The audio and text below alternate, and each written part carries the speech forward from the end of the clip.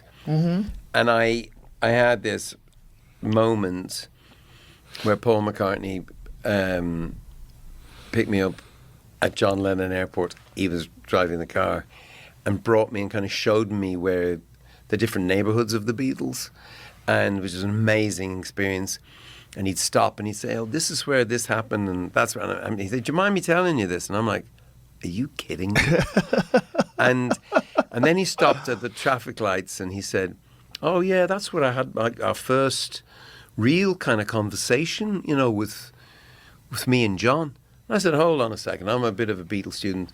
Didn't you have that when you were in the Quarrymen and such?" He says, No, it was a different level.